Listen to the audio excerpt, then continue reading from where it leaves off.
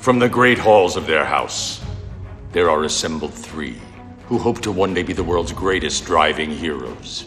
Created from the cosmic legends of the universe comes our team captain, the Vision, Bill Fisher, and their soon-to-be Wonder Woman, Vicky Fisher, and our Captain Marvel and head flight trainee, Jennifer Scripchuk. Their mission: to fight injustice, share what is right and wrong, to get you out of your house and come out racing with them and serve all mankind.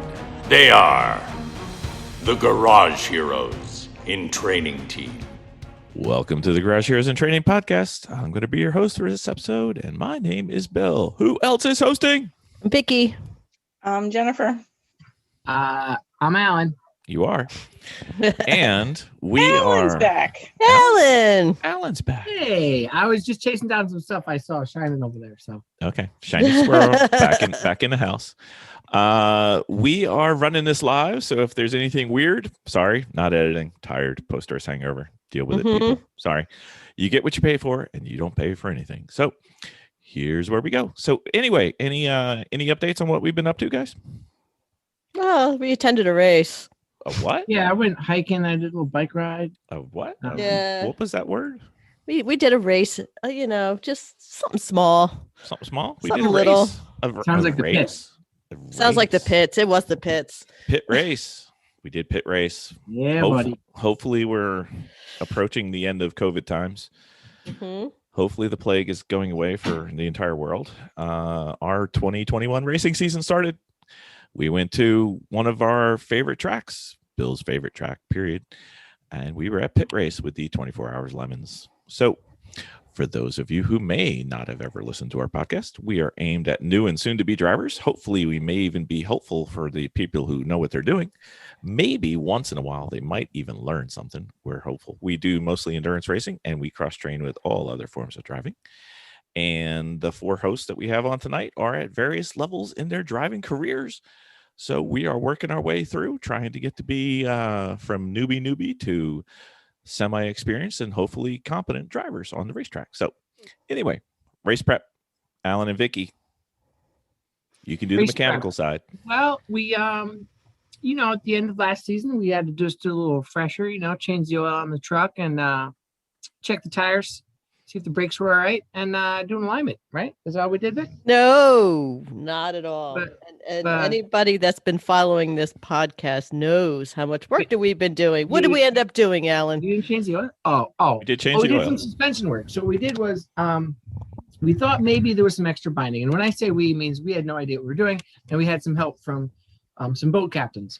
So they said we should put some new parts in. And our fearless leader decided that he thought carpet bombing was a great idea. So he chose all the parts of the suspension, not just once, but twice. We got new control arms with factory bushings, but those aren't good enough. We're a race car. These things fast. So we put some polyurethane mounts in there for race time. To defend myself. All the parts that I bought don't get stale. They're going to be here for a while. Yep, that's true. So they're on Someone the must shelf. have said we could always use one. Somebody Mhm. said we could always use them. Yes. And it wasn't redundancy. It was just a matter of we started with brand new parts and then put upgrade parts because we're cheaters. So we put new control arms on. We kept the shocks that were provided and springs that were given to us because they were graced by the gods of racing, and they're good enough. We went from some steering parts called a center link, a drag link, an idler arm, a power steering gear, a power steering pump, and some lines just to round out the mix. So we pretty much did all of the steering things we could. We replaced a rag joint. Sorry for those at home. It's just a little piece of rubber they put in there to cut down some vibrations, and it was loose. So as if our loose nuts behind the wheel were able of controlling the vehicle wasn't really able to control itself so nicely. So we freshened it up nice, and we were very much happy with the results. We put a little piece in there just to try to keep the power steering systems going. I threw a Hail Mary and I was like, please just give me an underdrive pulley so we're slowing all the accessories down while we're racing. That was huge. Actually, it was smaller. Which made it huge. So Yeah, so we got that all sorted out, and I think there was it was just the steering we had. It drove fine, right? All the transmission. We got a couple Good. improvements to do, but it came out much better. I ended up having a slight panic attack because No, not you. just a little bit. We had a little bit of last minute theming that had to go on, so I was busy kind of doing that. Alan's like, "We need to drive it for an hour. We need to drive for an hour," and I'm like, "We're in theming right now." So we're going to get to that next because, I checked everything, but just the day before we were supposed to load this thing, the front end was just thumping. And I had a nervous tick about this thing because I was literally, I had just even put on new rotors and new brakes and I was checking up and everything. And I'm like, I torqued everything right. I did everything right. I crawled up underneath there. I checked it again. I can't see it. So I took it down to our friends at Coast and I asked them, can you I don't have time to diagnose this. I said, but it has to go on the it has to go.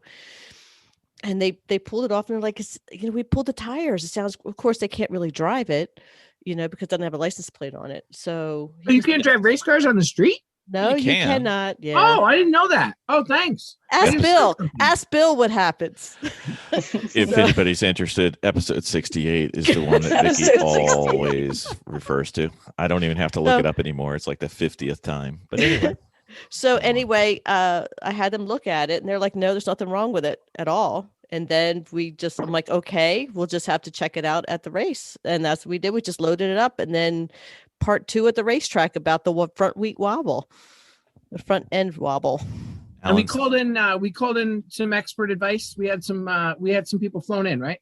We did. Yeah, right. We actually had the guys who 3-Pedal Mafia who previously built that truck. And we bought it from them and we had them test drive it. And they're like, there's nothing wrong at the track. So at Alan's the track. theory we put the truck together and they said nothing was wrong with it. Nothing was wrong. They said it sounded fine. Listen, that sounds I'm silly. Like, but if you give an infinite amount of monkeys an infinite amount of time, they will eventually write Shakespeare's plays. That's all I'm saying. So Alan, what did we finally decide what it was? Well, I think what happened was in the learning process of how many different transmissions can we put in our truck? Oh, we have 5 to choose from now. Well, different types and varieties, though. I know some look the same and they act the same. All the same number, though. Well, all the same part number, sure, yeah. But if you put them next to each other and try to use them, you're going to find there's 3 different varieties. We've used up all of our stash of GHIT transmissions. Now we're going to the next version of transmission that's not as expensive, still old from a junkyard. That required us to put a different master cylinder and a new line from the master cylinder to the clutch through the transmission situation because it mounted on the opposite side, internal versus external slave cylinder. That was fascinating. So much fun. So I decided transmission mount too. Well, I decided that since we may have to move the transmission around, mount a bit because it wasn't quite fitting as nice as I'd like.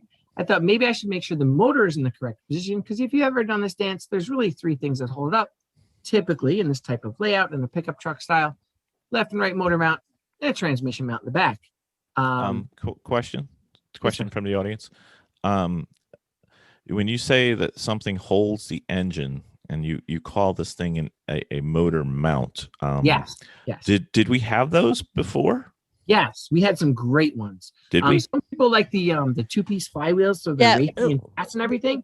We had 2-piece motor mounts in that they weren't actually connected to each other. So it was really more of like a suggestion as it was mounted to the truck. And it's just amazing that all that American horsepower wasn't able to just jump right out of the hood. I'm so glad we had our latches and hood pins on because it was close. So the end result is with our super fast race truck that has a spool differential. It was terrible in the pits, but super fun on track. It was shaking and rattling and moving that motor all around and just sending all sorts of noise and vibration and harmonics up to the steering column. And I think it might have scared some of our drivers this maybe. Yeah, well, before, since it was not mounted, the energy that was coming from that rear differential just didn't translate all the way through the motor, didn't really translate to the front end. But as soon as we mounted the motor into the front end, then we felt everything. So, and it seems like we found a few extra American horsepower. Because yes, we did. I would have to say. So, Jennifer, nobody lets you talk. what That's okay. what was your feelings the first 3 laps that you were driving the car, trophy truck? Is Well, how I called took that car, I took the truck out, and I did 3 laps, and I took the truck in because So because apparently the radio wasn't working and I couldn't talk to anybody.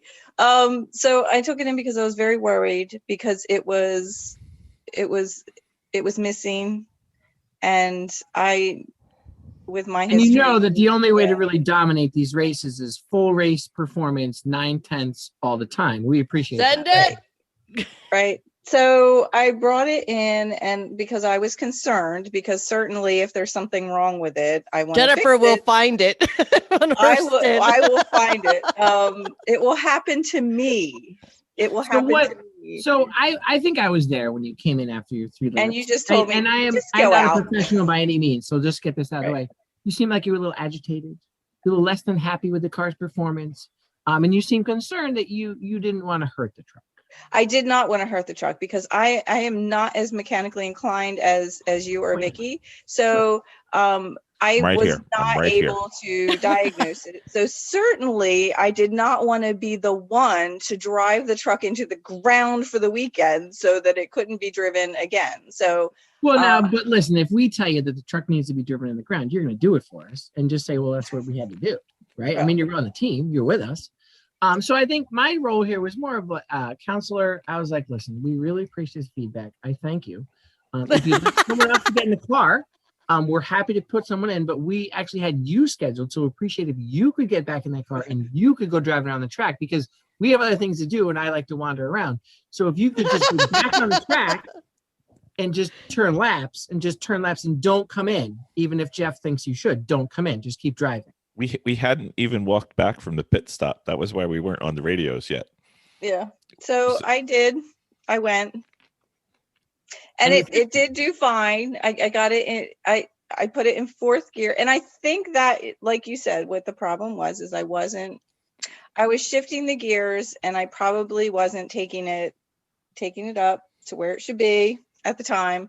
But I did, once I got into 4th gear, I left it in 4th gear, like, for most of the time. And it Because ran you're a fast driver and you only need 4th. I get it. beautifully for a good hour. I mean, and then toward the end of my stint, it started to sputter a bit again. But yeah, I mean, it did run. Do you really sing well. to the vehicle when you're driving it? Do you say things to it? Do you have mental thoughts of how great the truck is while you're driving it? Or Oh, absolutely. Okay, Absolutely. good. I just wasn't sure. Okay, yep. Yes. What do you have, sir? Jennifer's longest stint ever, mind you. Yes. 1.5 hours minus a little cross pit trip. Yes. Good girl. Awesome. Yes, it Awesome. was my longest Excellent one. time. Awesome. Mhm. So who'd we send out next, Bo? Who's next on? We Liam. sent no Was it no No. we skipped from race prep right into racing. So slow down, people, slow down. Oh, So we arrived at the track. Who cares? Nobody cares. We had track practice. We didn't do anything. Nobody cares. Well, now hold on. So when I was driving to the track, I made sure to listen to the Amateur Endurance Racing podcast of the Magicians at E1R. And they said something about don't be that jerk that parks in the numbered reserve spot. And I was like, oh, So all right. you parked right next to it. I parked right next to him. Yeah. So, Yeah. we got to the track, no problems. It was they actually let us sneak in an hour early, maybe. I didn't say that. Under daylight. Oh my gosh, that's crazy. And yeah, we got set up and got her all going. I think we had what was it? I got there, and then you got there, Bill, and you parked the trailer right where I needed it. So somewhat, but nobody cares where we park a trailer. No. So we prepped our car Friday night. Saturday morning, I think we actually were semi-organized this week. We were very, as we were very organization organized goes, this weekend. I think we did really well. I was very impressed that I saw clipboards with checklists. Mm-hmm. I printed them and brought them. Usually I only do one of those. Very impressed. I did fall short. I'd saved the track maps, the elevation one and the other one, and I meant to print, and I failed miserably at doing that. So Luckily we had one for the wall, so you were fine. Yeah, I don't know where any of those turns are. So highlight of Friday night. Was it Friday night? Yeah, it was Friday night, wasn't it? When we went out for a track walk. Yes, we did the Yes. track walk Friday night. All right. So who wants to talk about the track walk? Who got something from it? I will go ahead. It was a nice long walk. I got a lot of steps in. Oh, that's But the highlight. no, so Chris and Chrissy were walking around There's a microphone near your face. walking around the track with us and going ahead and giving the track discussion. And there was a couple things that they were talking about, especially in the bowl, and which is The bowl is turns 5 and 6 where you're going downhill into a basically a U-turn. yes, And then back up a very steep hill. right. And that was always, it wasn't always just a tricky, sometimes it feels like a dogfight right there, depending on how much traffic is there. And I just remember this one part she said, she goes, the corner right there is you don't want to go up on it because it doesn't really set you up. You just want to look up the hill. That corner is the naked lady. Don't look at the naked lady. The naked lady's there. And every time I hit that bowl, all I kept thinking was, it's a naked lady. It's a naked lady. Don't look at the naked lady. Don't look at the naked lady. So That's every day for Alan. Is that's not a Chrissy song though, is it? No, not Nick. No, her song comes later. Okay. yeah, All right, sorry. the track walk was awesome. They really kind of walked through some areas that were a little bit tricky for me, especially in the back end S's, where you give up one of the first tips of the S's to gain more of the later part of the S's. Was that just the tip? That was just the that tip was one of for the Chrissy. tips. Yes. Oh, yes. Thank you, Chrissy. Was very, very good. And especially coming back around to the very, very end of that turn, which is what, turn 13? Which one? The last turn before the straightaway. 14. And how to hit that one properly. But it was really, really helpful. I always highly recommend the track walks with somebody who's very knowledgeable about the track. So they know what your position should be, especially if you're new. Jen, did it Always help you? helpful. Yes, it did. It did. Oh, It helped okay. a lot. Cool. Yeah. Alan? That one turn, the naked lady turn, terrifies me still, but yeah, it was helpful. No, I think I always love a good track walk. I was so happy that we were able to get to do it. Thank you again to the CNC Music Factory for getting that going for us. And just seeing different parts of it, some of the camber, some of this and that. I think it's awesome. And it's great if you can do it. Definitely do it. I was only stressed because we had to cover the whole thing in 1 hour, and it was like It was like tough. what? Almost like 2.10 I didn't get miles. to go or just walk around and pick daisies or 2.8 anything. -ish. I had to like keep going and stuff. It was just Yeah. it was work. Usually it takes about 2 hours. So Yeah. doing it You in really 1 hour. stop and talk about it and get the line.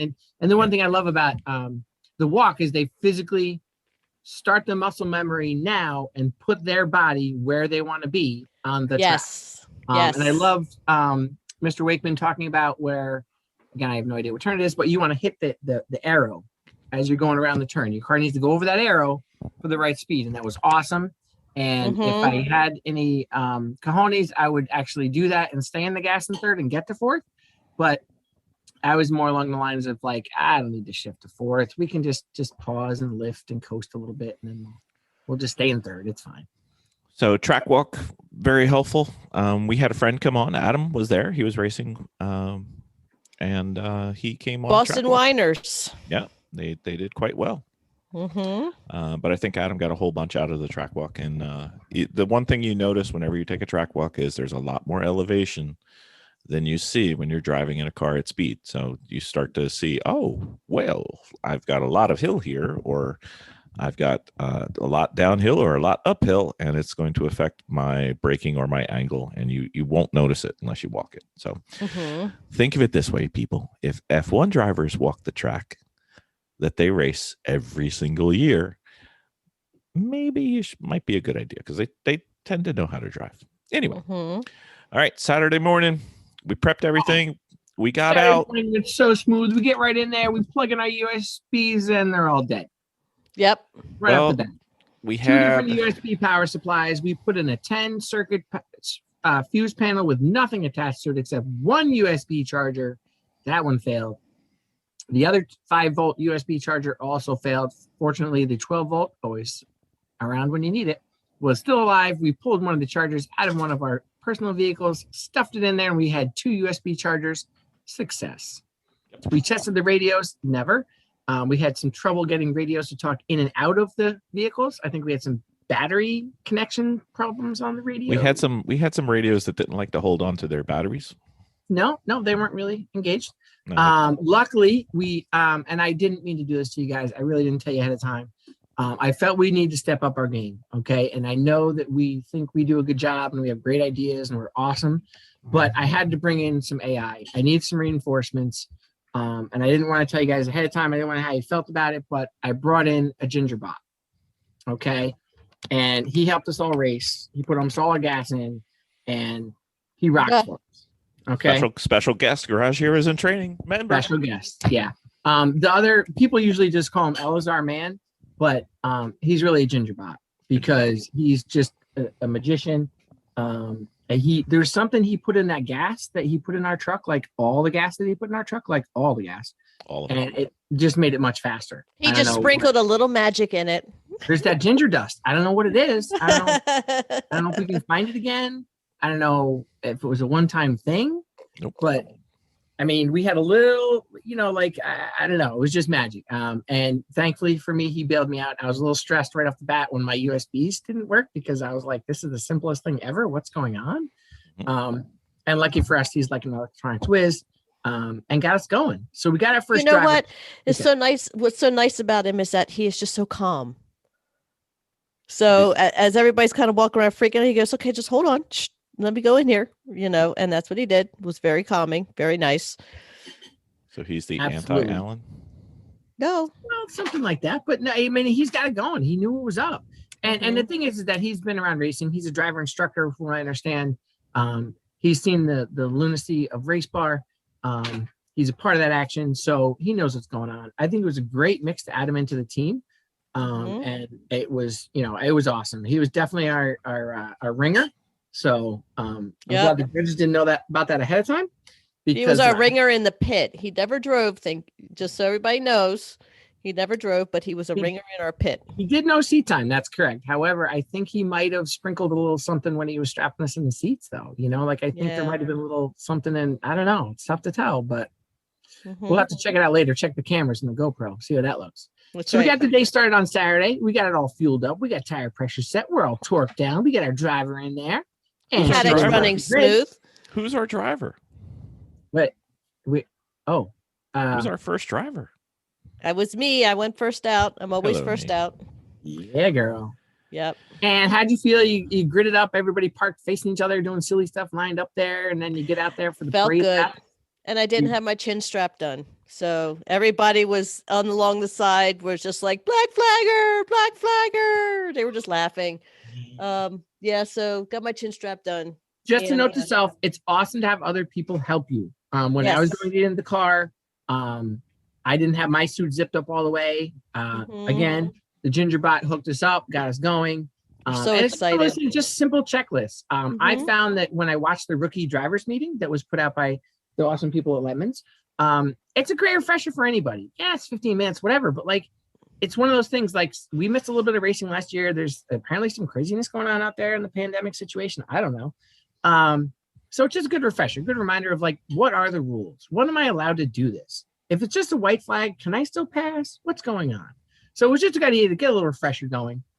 But you got out there, you felt good. And something like missing a chin strap, you're scared, you don't want to. Yeah. But no, you know what? I was just overly excited. I was very, very excited. I wanted to see how the truck was going to run. And I was just, it sounded gorgeous on the racetrack. It really, really did. Of now, course, some of the things we did that we didn't mention, I apologize for interrupting, was we had exhaust modified to, rather than be a 2-into-1 with one tailpipe, we put dual tailpipes out because we want people to know that we have some American horsepower and we want to share. Right. So the tone of the engine is slightly different because there's a dual getting right out in front of that back right wheel. And we have cherry bombs.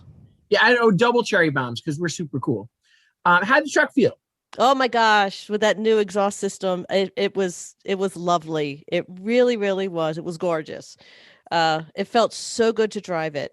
It really did. Now, once you were racing, that little issue we had with the feeling in the front end, do you think it was still there? A little bit. A little bit it Okay. was, but You understood honestly, what it was. I did, but it didn't have it, honestly, when we put the new tires on. Okay. Fair enough. So a lot of that also went away. Okay. So I was still kind of wrestling with it, a little bit of driving with it. I had my concerns because we were using last year's tires. Bill swears that they were fine, they were great. I still felt something, but again, after we put the second set of tires on the next day, I didn't I'm feel it. pretty sure those were brand new tires. I'm I pretty don't sure we had know. 8 stickers Right. mounted and balanced in a Well, directional that fashion. was the second day. First day. The next day we had the stickers on. Both days. Oh, okay. Well, anyway, I did flat spot them at one point in my racing. A little Well, I mean, bit. listen, when you've got that much horsepower and you're going hundreds of miles an hour, Yeah. these things can happen in the blink But of an at eye. this point, I'm just like, I'm driving.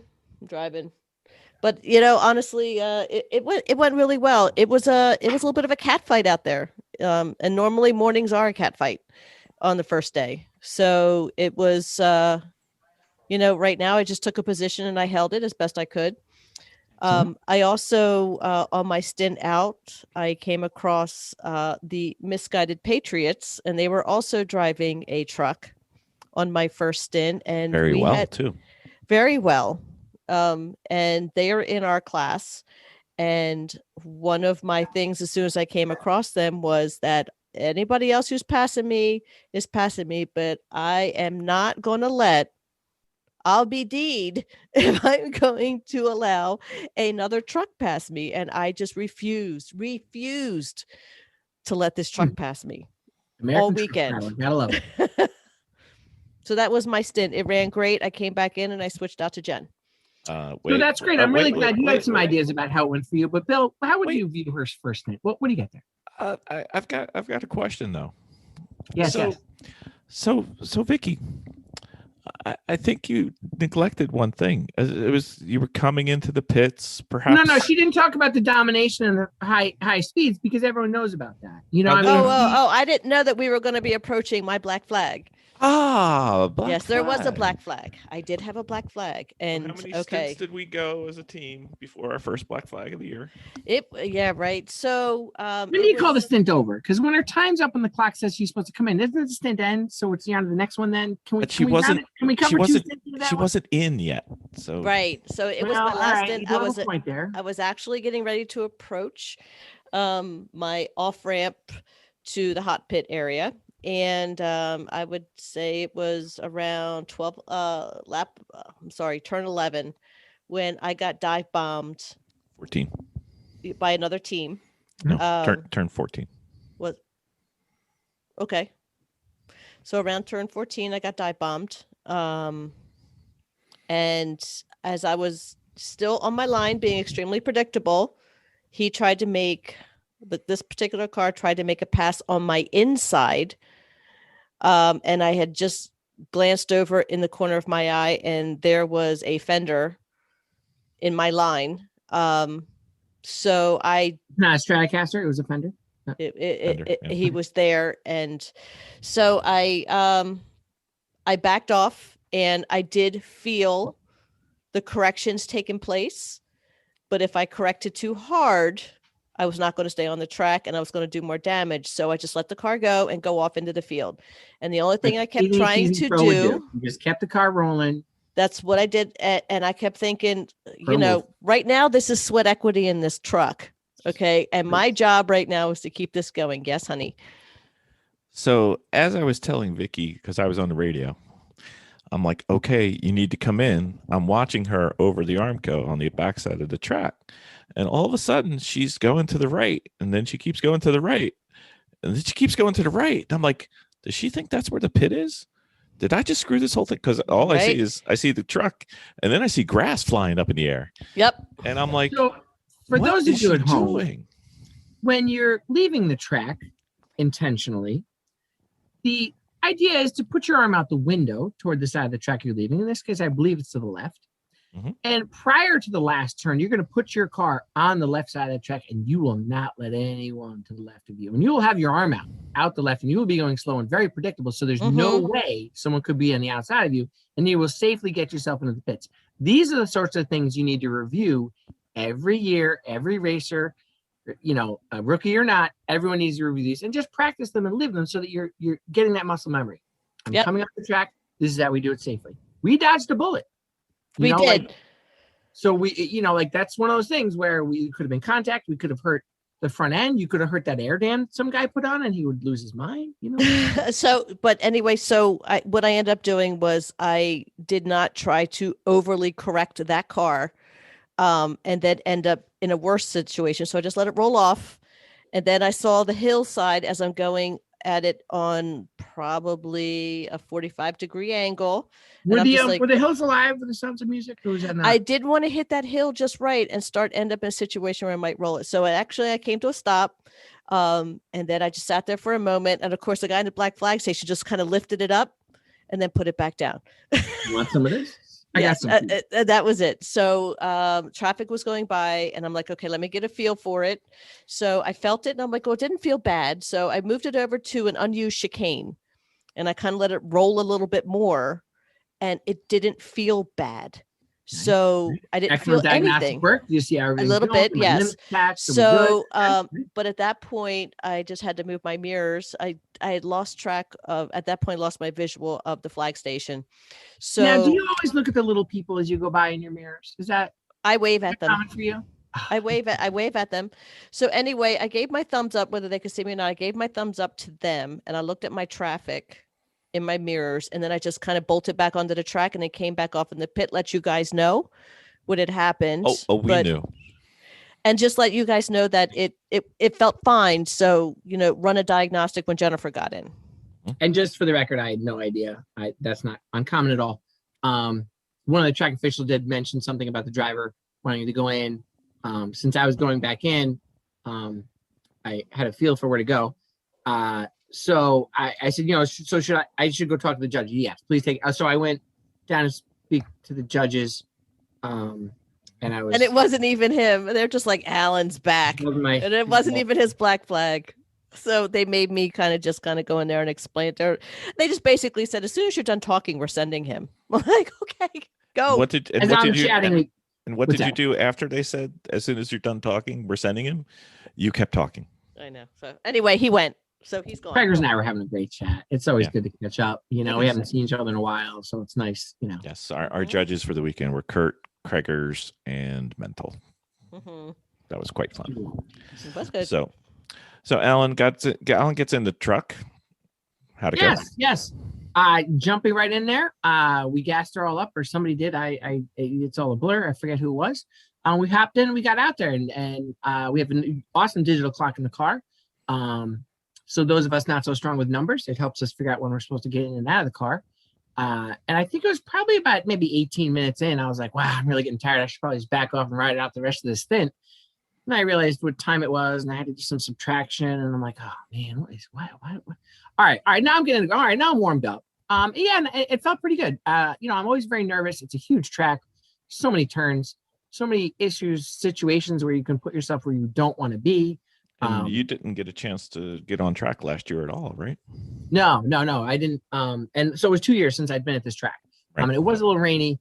I hate to remind anyone, but I believe all four of us did four wheels off in 360s that time, but it maybe not. I'm not sure. I got out there. The truck felt pretty good. I'm trying to use some of the markers. I'm trying to follow with some of the things that I was listening to on the track walk about, where to put your car and some of that kind of stuff. And I'm more of the mindset of, let me just kind of get around. Let's just not have any trouble with anybody and then go from there. I get very nervous when people are behind me. So I was trying to point people out as best I could, be as predictable as I could. I definitely put myself in the wrong position, like too many times, trying to get out of people's way. Tried to not dial that down a bit. I felt like I had some pretty good runs to the S's. Never felt good about the hole or the bowl way in the back where you turn right and go up the hill. Never really got that right. Apparently, turn one, I'm not progressing. I'm staying static, which I'm comfortable here. I got my blanket and I'll stay there. Mm-hmm. I'll touch the brakes at 4. I'll lift at 3. I'll touch it Linus. 2. I'll lift at 1, and I'll just get that. And just go right around the turn so nice. And you can use the hill to slow down and carry the speed through the turn. And I'm like, which turn is he talking about? I don't know. It was just even driving, butts and seats. That's all we wanted to do. Nothing really crazy. The truck felt awesome. My only did. concern was that I didn't get enough seat time because it's always a problem. I'm just kidding. No, it felt great. It really felt good. I was very nervous. I definitely was that one after the bowl where you go really down and far up, and then you're coming down into the right. There's a flag stand, and I could kind of get to fourth, but then I was shifting really early before I got to the stripes on the straight. Like I'd get to fourth, it would say 3,000 RPM, and I'm like, this is fine. It's a beautiful day. We'll just carry this out. I maybe 5 times on the weekend or 10, I actually ran out third and got to fourth. Ran the RPMs out in third and got to fourth at that turn because it's the one where you drop away, you can't see to the right. I was very scared. But the car felt great. Then the concern I had was at the when you're coming back toward the water tower at turn something before you start going up the hill, at top speed, I was nervous. I was lifting before the stripes and then coasting, and then I would brake a little bit later. Finally, I started lifting, and then I would nail it right after the stripes to go across the stripes and full throttle to like 2, and then try to brake. And then finally that felt a little better, but I think I would like a little bit more downforce in the back just because I'm a wimp and I get scared. Okay. So but I had super much fun. I thought I could hang for 2 hours. After an hour and 45, I was wiped. I need to get out. I was tired. I wanted to lay down and get a snack. And then we gave it to Miss Jen. Hot Miss Jen, we talked about the beginning of your stint, but let's get past that. We already did it. So how was the remainder of your stint? My stories are not nearly as exciting as Alan and Vicky's because I just drove. You did? I didn't know who was in what class. I knew that there were fast cars and I just pointed them by and I just did laps. Like that's. Oh, so you don't cry and whine like the rest of the drivers. You just turn laps.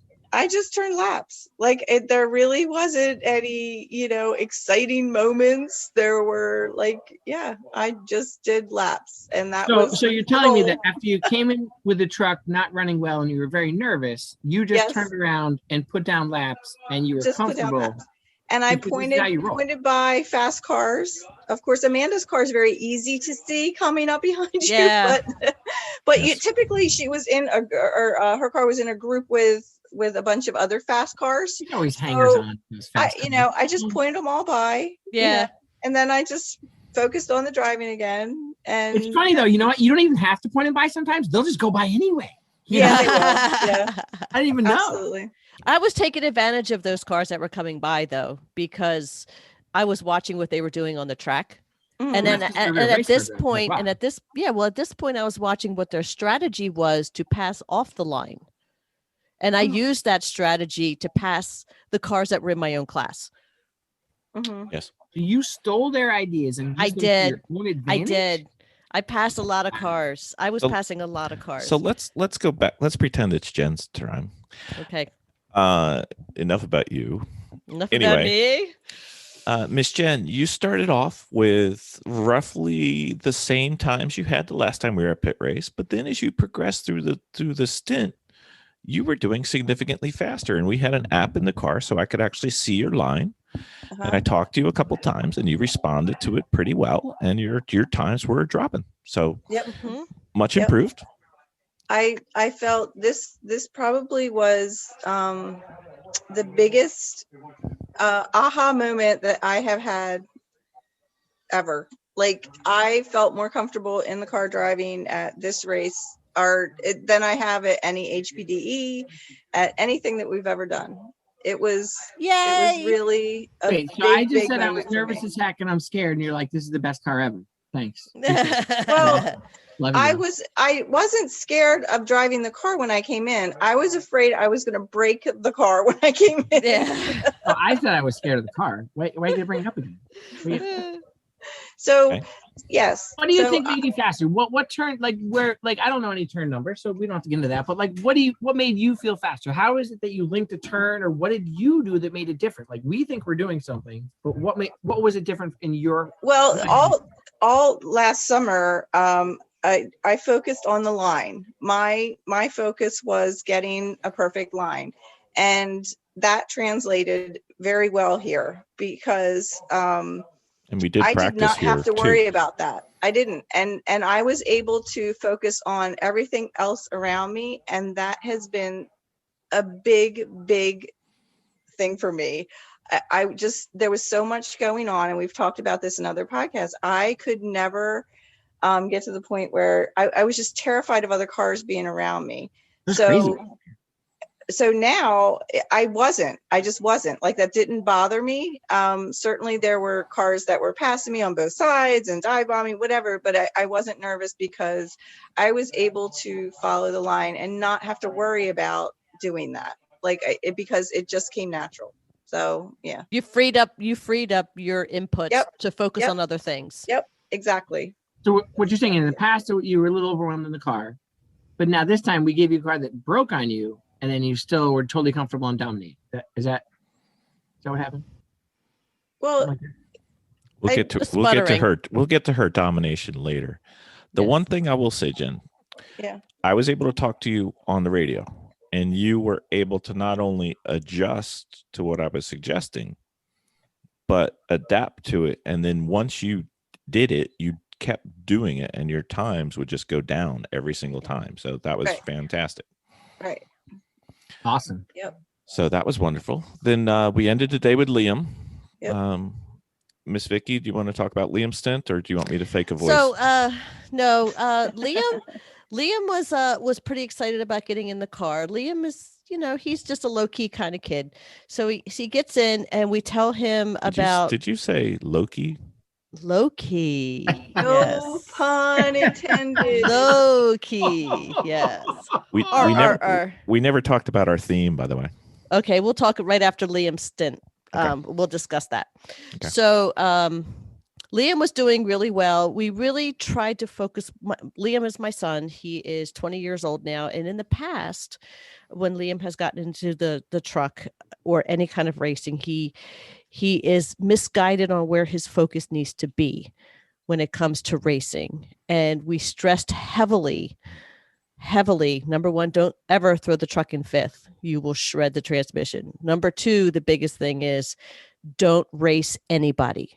Race the track. Just race it. Just turn laps. Race the track.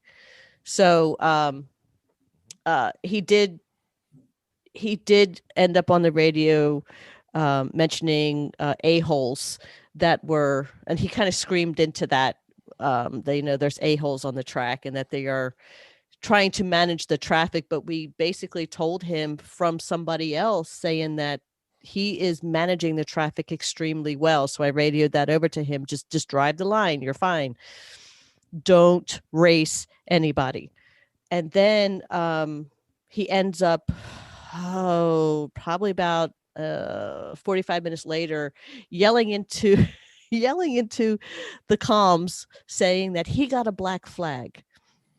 Now, folks, let's just review a little scientific fact here. Studies have shown that those that scream loud are typically smarter and live longer. So You may never die then. But anyway. Yes. So there's a couple things that were going on. Liam also was diagnosing the truck when he was in there, and he kept saying that the truck, just like Jennifer was saying, was missing. And that he was saying that he can't drive it in third, as Bill was mentioning to me, that he can't drive it in third. He's putting in fourth and just keeping that. And quickly, Alan and I were discussing, and my interpretation was that somebody had thrown it into fifth, and the first thing that goes on the truck on the transmission would be third. Listen, we have to talk about past performance is no indication of future results. Now, just in case somebody might have allegedly ever put it in reverse, you're a little sensitive to that. So let's just talk about A little bit. Today, what a great job we did fixing the truck. Yes. But a little oversensitive to that. Right. So but I think the other problem was the communication back and forth from car to us on radios was spotty. The actual electronic and voice communications were wrong, or not. I'm sorry, not good, spotty, exactly. And then our interpretation of what he was saying was not accurate, because when he said I don't have third, we immediately said the transmission's broken. Right. Exactly. But it was more of along the lines of I can't use third because it's missing under acceleration. Right. So And we none just of us said can just really drive reach it. third gear anyway because it's so far up there. So that's Right. why Jen leaves in fourth, and she dominates. So anyway, he yelled that he got a black flag. He has zero idea on why he got a black flag, and he was pretty ticked off. So but he said, they pointed at my car, I have to come in. So he came in. So I And- met him at the penalty box. Yes, you did. And he was not at all pissed off at that point. Okay. Right. So he was doing great. He was very confused, enough so that it took several repeated requests by some judges and myself to just back the F out and get on the track because you're not supposed to be here. You're not the problem. Get out of here.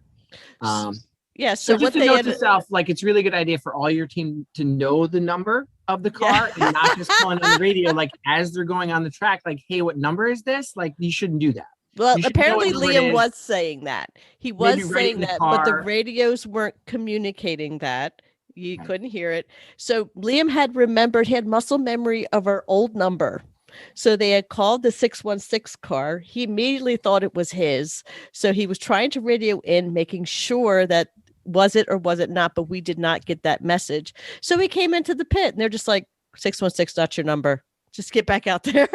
So Bill actually wrote on the mirror, Liam, number 85. So anyway, always know what your car number is because you have a tendency to jump around on car numbers. Yep. And Liam gets bonus kudos for that, for not only paying close attention to those flag towers Yes. and immediately responding like some other cars did not do. I'm pretty sure I saw one number up there for a couple laps there when I was on Saturday, but whatever. Numbers are hard. It's fine. But no, Ross, and that's what we want to do. We want to have people come in. It's always easy to come in, self-report, even if they don't know. You're in, you're out, you're done. And that's what really works out well. And it was one of those things where, hey, we don't want you here. Get back out of the way because we got somebody else we need to talk to. So awesome job. And he brought it in at the end of the day, right? Yep. So the end of Saturday. Yeah. The end of Saturday, I would have to say we did very, very fast hot pits. Probably 3 minutes or less were our hot pits. In and out. Most of the time, yeah. Most of the time, in and out, very, very fast.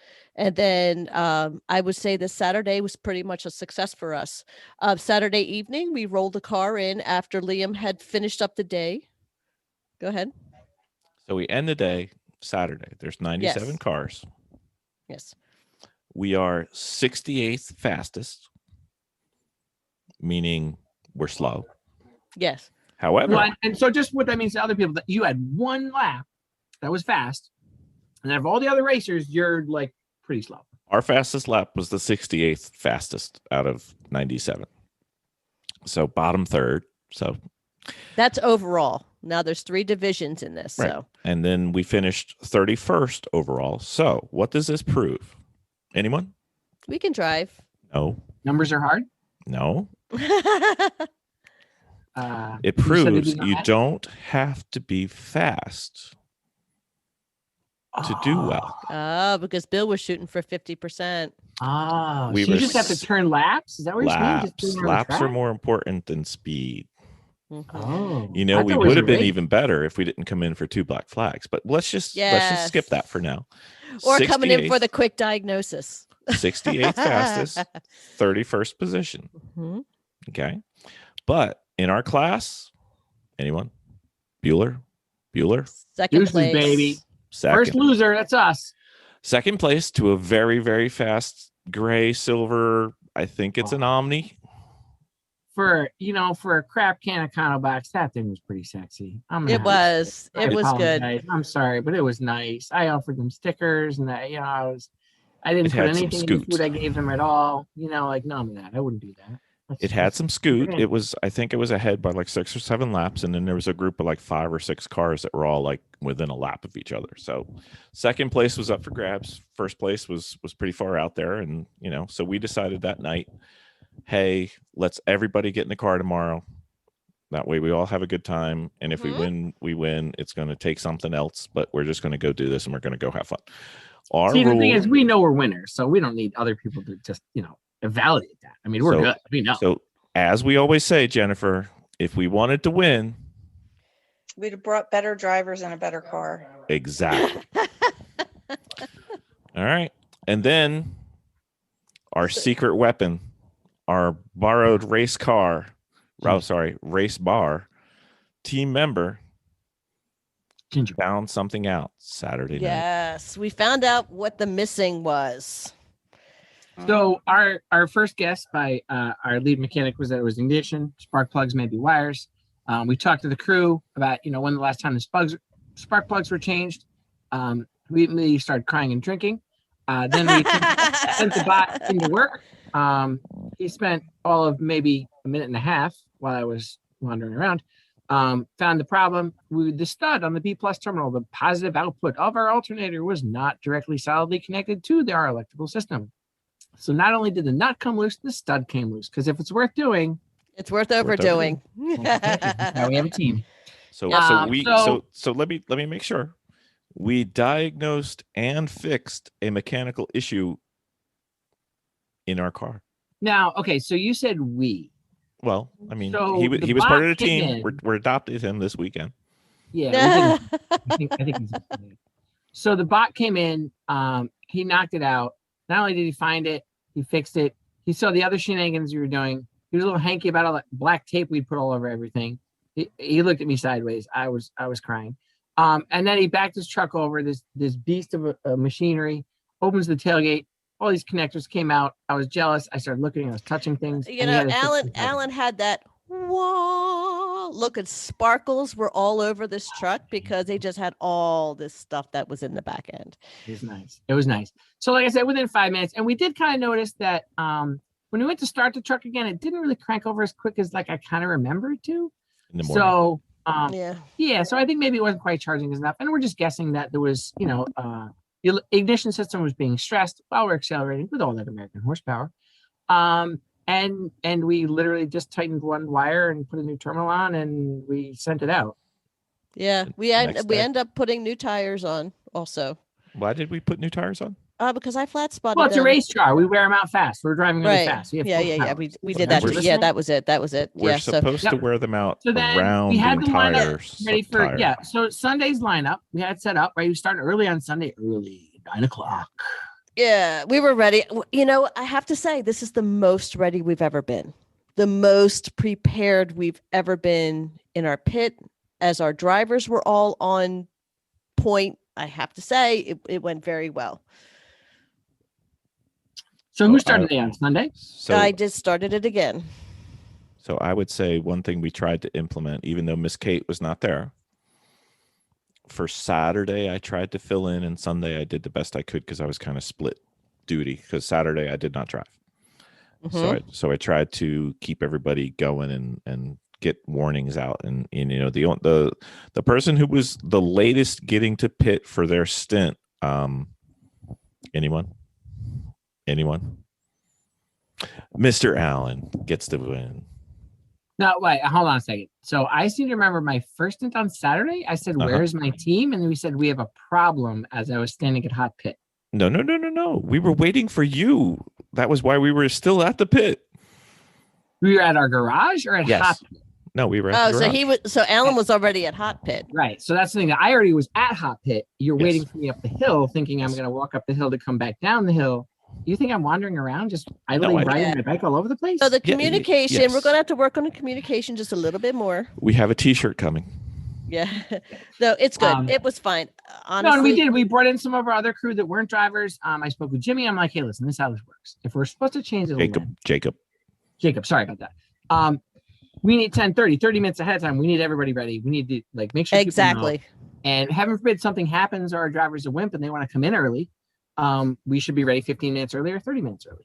Yep. So I think we did really well. We had the board. I think we almost kept right to the schedule as much as we needed to or wanted to. Yeah. Pretty close. It's a sketch. It's not meant to be whatever it is.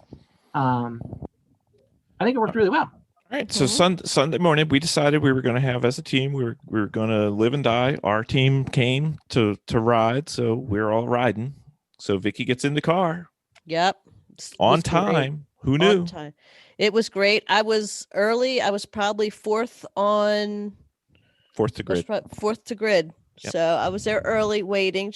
Everybody had their cars just sitting there revving. I didn't understand how come everybody would have their cars revving for half an hour. So I just shut it off and just sat there and waited. You know what the best part about we don't that have to is? flex our horsepower. Everybody knows. We don't. Best part about that? Yeah. you were actually confident enough in our car that it would restart. That's right. That was Because huge. before, once our car started, we didn't touch it. We just left it. That's right. Yeah. So how did the car feel for you? How did you feel the drive Sunday morning versus Saturday? You know what? It felt so much better. It The really truck did. felt better. It Okay. did. It did. With the new tires on, it felt Okay. good. And with the adjustment that we made, I was not in the car to deal with the alternator issue, but I was fully confident in that truck. I was ready to go. Awesome. And it performed beautifully for me. So Vicky went out. I believe she did an hour, right at an hour. Yeah, a little over an hour. I was really sad you brought me in, but I was good. You have to share. I know. Okay. But the hot pit went very fast. I did very fast. We didn't do gas on that because you just did an hour, and then Miss Right. Jen got another hour in. Miss Jen, how'd it go? An hour. It was good. Truck was running beautiful. Not missing it at all. So I didn't have any concerns, and it was a glorious hour. And you were not 1, not 2, not 3, but 6 seconds faster than on Saturday. Get Yes. out. Jennifer on Saturday had moved our car into first. No, Sunday. Oh, on Sunday, I'm sorry. On Sunday, Jennifer was the one who moved the car into first. So what you're saying, she was sandbagging on Saturday to let the competition think they had an easy mark, and then she just set it for domination? 6 seconds a lap faster. Mm-hmm.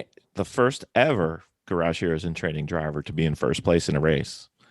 Unfortunately, we made up the 6 or 7 laps that we were behind because the other car broke. But nonetheless, That's lemons. Jennifer was the first ever Put the Garage car in Heroes in first. Training Just put driver it in to be in first. first place. Nice.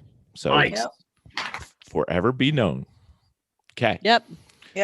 And she changed 6 seconds in one day, which is fantastic. Then Liam got in. Liam raced for an hour and a half. Yep. It was an uneventful thing for him. Yep, We heard he nothing out of him. He just kept, well, he did sing a couple times. But Yes, he was singing when he was going by. He was Yes. very, very happy. I was There very were quite happy a to few have my noises son coming out of racing. that car. I don't know why drivers would make any noises while they're driving. They should just focus and drive. Just keep it down. Yep, he was humming a song in his head. He was having a good time. He's saying, "Did you hear me singing when I went by on the radio?" He goes, "I pressed the button. Didn't even realize I was pressing the button." I know. Yes. So he Yes. was having a Yes, good we did. time. Yes. Yep, uneventful. So speaking of focus, Alan gets in the car next, scheduled for, what was it, 2 hours? 2 solid hours, 12:30 Mhm. to 2. Oh Mhm. my God, they're always making me do all the 12:30 to driving. 2:30. And how did it Yeah, feel, Alan? The truck felt good. I felt like I was. The What's that? track had lightened up with cars by now. There Few was a less lot of cars, yeah. So you had a little bit more time to do some stuff. There were, Sunday extent, there was a few more times where wasn't a ton of cars. 6 cars will come up on me, and I just end up freaking out. I pull off line, I slow down, I hit the brakes in the middle of straights. I don't care. Just get away from me. I'll follow you guys. If I can pass you, I'll catch you. Whatever. It's fine. I felt like I was pushing a little bit harder on Sunday than I did Saturday. Mhm. I would say that I had like 4 traction incidents with the front tire in the hole or whatever is coming up, just because I was pushing too fast and trying to drive like a race car driver. But most of the time it went pretty smooth. It felt good. I had some great feeling through the S's, just kind of feeling the back end of the car, trusting it, knowing that it's going to do the right thing. You can just start to feel like a little light in the back when you're right at the edge of traction. Predictable. Were you modulating the gas, perhaps? I tried to sing that a couple times, but I just couldn't get the tune. Man, I definitely was. It was so much fun modulating the gas. Awesome. Because it's really good to sing while you're driving. Absolutely. And no, I think I felt pretty good. I know, I think I knew the cars that were around us. And yeah, at one point, the gray Omni Horizon, whatever that thing is, the 4-door fantabulous Chrysler product. I waved as they went by, as you do when you're friendly to people. And then my, my spotter comes in. He says, that car 2 spots in front of you was for position. I'm like, all right, well, I guess my position's behind them then, so we're good. And I tried to stay with them. I maybe could have stayed like half to 3/4 of the lap with them, maybe. if I really could focus that long and I was really good at driving and stuff like that. Their car was fast. I know I don't believe either, Bill. I'm with you. But since we're not, yeah, they had some braking issues, as in they smoked the front tires a bunch of times. I don't know if that makes you go faster or not. I don't know. Yeah. I'll have to look at the video. But no, it was super fun. I was actually aware of time when I was driving, like it still exists, and I was aware my stint ended. I didn't get the analog clock next time with the tape. I think that's a good thing for me. It's always worked before. I pulled you I was early. really contemplating, like, can I call him in early? Can I be like, hey, Bill, can you just come pull me in a little early? Because I'm kind of a wimp. I'm tired out here. Might cry. But then I was like, geez, he's probably packing up the trailers. I don't want to stress him out, whatever. We come on the comms, which totally didn't work all weekend, which was super awesome for me. Coming in one lap. I'm like, oh. So then I see there's like 2 laps and I can't figure out the numbers. Like, do I come around twice more time or one more and then I come in? Like, I couldn't figure it out. We're doing hand signals out the window. Bill's great with his fingers. And, I was able to see them on the pits. I didn't realize my team exists when I'm on the track. They're out there. Like, I'm going around the track and my team is still there. I did not really have all that object permanence that I thought I should, or people tell me I should. So I actually saw my team in the hot pit waiting for me. Oh my gosh, it's so nice. I called in. I have no idea if they can hear me or not because I couldn't hear anything. I did like 17 mic checks and 35 people responded, none of which I heard, which was great. That's fine. I came in. I got out of the car. I was just trying to stand up and stay alive. I did. I don't know if I did fuel or I don't even know. You handed them over the wall. Yeah. Okay. Yeah. I handed the gas cans over when I got out, and that's all I remember. Yeah. So Alan gets out. We are in position. We are 7 laps ahead. Oh wait, I'm sorry. I forgot to make one point. When my spotter mentioned that the car in front of me that just passed me was for position. It's interesting how you talk about positions, because sometimes someone's next to you, adjacent, or in front of you, or behind you, or opposite. And typically for position means that car is going to be either one position in front of you or one position behind you. They were one position behind us. Indeed. And sometimes if people know what they're doing while they're driving or know what turn numbers are or anything, that's not me. I was like, oh, okay. It seemed like the radio broke though, Bill, when you said that they're 6 laps behind you. Do you know if there was a problem with the radios when you said they're 6 laps behind you after you said that's for position? I was just letting you know that they were one position behind us, and they were in front of you. So when you said for position, that makes me feel like they just passed me. No. And now I'm in second because I don't know. Numbers are hard. No, you were good. You were good. Yeah. Okay. So I was the most awesomest dirty trick I've ever felt. Wasn't it? I love you for it. Kept you focused. I was Instead of just being like his competition on the track. I mean, I should have known. Like, there's that race app that tells you the laps and positions and things. You can look at and read it, but I don't. I did. I had that. I had that all. Reading and my it was meter wasn't there awesome this weekend, so I don't know what was going on. So the dirty rat calls me in early, doesn't even give me their information, and I hand him the truck. I gave you the information you needed. I just didn't know how to interpret it. Yeah, exactly. Okay, so I get in. We are 7 laps ahead. We needed to add just a little bit of gas, which we did. I get in. All I can hear is Jeff Wakeman's parting words of wisdom to me. Don't step on your wiener. Yes. So while we were doing our pit stop, I was counting the second place car, which at this time was a fellow pickup truck driver. And they were doing quite well at their first lap. We'll talk about them a little bit later. And we were still good. So I get in the car. Alan was ever so kind as to move the seat back, which was fantastic, except nice. He's never done it before. So I didn't even look at it when I got strapped in. So I can't reach 3rd gear, which is fantastic. So wait. So when you got in the car, you didn't adjust the seat mirrors and steering wheel? I'm used to the seat being where you like it, and I just get in and we're good. Okay. In Bill's defense on this is that the shifter did get moved forward with the new transmission. So that's going to be something that we're going to be looking at. I didn't know there was difference in the top of part of the shifter. I was just trying to make it work. Yes, we actually have a shifter that is angled towards the seat now that we're going to be installing. That's going to be. People aren't going to like it because we keep bragging about how many transmissions we have. Okay. Yeah. So. Okay. So anyway, so I get in the car and I realize that Alan and Elazar have done a tremendous job of securing me in the car. Everything's great. There's a stack up of cars on pit lane. So I've got time to loosen up so I can actually reach third gear, which is fantastic. Except I can't get the lap belts done because one of them was hidden somewhere in my girth or the seat or the car somewhere. And so I can't loosen that. So I can't move. So I'm driving my stint with third gear. I could put in there. So the guys on your team that buckled you in didn't Yes. like do a good job? No, they did a great job. Our driver. I was just securely put into a bad position, which was fine. So secure. So yes. So anyway, so I go out. All I can hear is Mr. Wakeman's words of wisdom: "Don't step on your wiener," because we are probably 6 laps ahead at this time, and life is good. I go out. Life is great. I go into turn 1 out of pit lane, no problem. I go into turn 2, no problem. I go into turn 3. I have no brakes. Okay, we're good. So I can't reach third, and I have no brakes. This is good. This is perfect wiener step in position. I am all over this. I am set and ready. So I make an executive decision. If I let the second or third place car only pass me 2 or 3 times and I'm ahead by 6, I don't care. So there we are. You just drive. Just drive. Just drive. Sunday 4 tenths, drive. 4 tenths it is. Yeah, I believe it was 4 or 5 tenths. We were having a good time. Car Did was you see fine. the shift light? What shift light? Exactly. Yeah, where'd the shift light go? No, it was there. I never got towards it, but that's fine. Okay.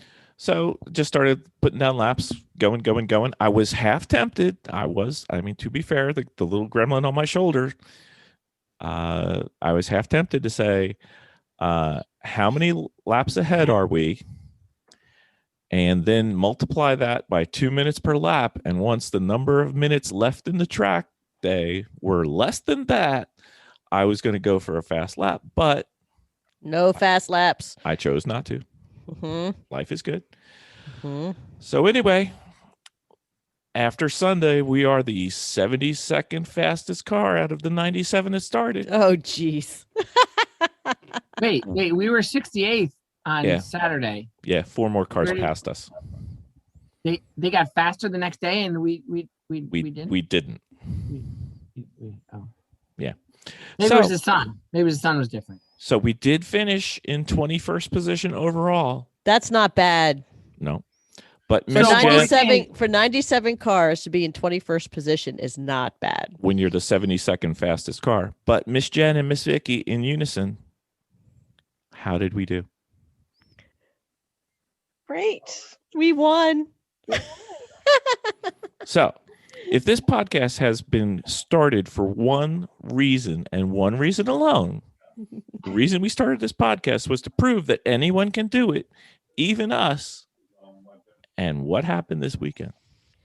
Oh, we won C class. That's right. So, even us. So there's It no was reason. awesome. There's no reason not to get out there. Anyway, so that was quite fantastic. So we won our first race. We got hardware Hey. for doing Yes. something well, as opposed to you got screwed. Wait, now how long have I been calling out the trophy truck? Come on. It is officially a trophy truck, and in true Danvers fashion, we're trying to get a picture of the team. Can't find Alan. All right, so what happened was our resident photographer on the team, Mr. Jim, said, "Hey, why don't we move the truck in front of the thing that says Pittsburgh?" And then the truck drove up the hill, and I was like, "Wait, where did that? I thought we were gonna." And then it was a miscommunication situation. Mm, And where were you when? it's fine. It's Anyway. fine. It's fine. Anyway, So, Okay. but I would have to Kendall say, said wandering on my bike. I'm just following the rules. yes, It's I good. know. all The right. Wanderer. So we got the picture done. We and- did. We got the picture done. We loaded our truck. We drove home. Life was great. Vicky gave me food. It was wonderful. Mhm. I drove away thinking Jennifer and Jim were done. They weren't done. Miss Vicky came to the rescue. Mhm. Yep. Fixed I everything. did a walk through the paddock just to make sure we had no little bits or pieces. I'd found a piece of a radio that was left behind, so I grabbed that, stuck it in my pocket. But I just did a once over, making sure everything was cleaned up, helped Jennifer finish up her day, wipe things down, and then we just all took off. Yep. Vicky got home first. I believe it was 11:30. Yep. I got home second. It was like midnight. Alan comes in third, 4 o'clock in the morning. All right. So here's the deal. I get home. That weighs, boy, that thing really. It's a lifesaver. So yeah, the ETA I think was supposed to be like 221, 220, 220, even whatever it was. Super good pit stops on the way home. Carried a splash of 5 gallons on the way. I was like totally running it like a race stint. Right. I you know, tracking that on my part, mileage, oh I my can get God. 120 out of my tank Yep. and maybe 175 or less. No, it was only 135 with the extra 5 I gallons. was doing okay? the same thing. So when I go to fill up my 18-gallon tank and I get 18.9 out of it, I'm going the extra mile. I threw my car in eco and I was seeing how much gas I could run on it. No, I was an eco too. Full throttle. The trailer. Yeah, full throttle. So it was awesome ride home. One more point by to Black Betty on the way home. Yep. Mhm. We're used to that. Yeah. You got to practice. Then I run into the fine gentleman that was that's created Oscar and Grover at a fabulous eating establishment. Can't name it. And yeah, got home no problem. So I was in communication with my family at home. I have one son who works nights. Lucky for me, he's not working on this particular Sunday night, which means he's totally available for me because he stays up nights, even when he's not working, to play Xbox and to help his family. I was just kidding. He doesn't play. Anyway, so he cleared out the whole driveway. My driveway was treacherous. I have to back in probably, I don't know, way too long. It's late. I'm a little tired. I had a good stint already. That kind of stuff. We got the thing in, and I told him, I said, listen, buddy, it took 3 extra tries to get it all the way in the driveway. I said, my stint doesn't end until the truck is turned off. So 2:55, truck's turned off. Get inside. Some of my children have too many broken down cars in the driveway. I'm not sure who encourages that. So we had to take apart the E39 door panel.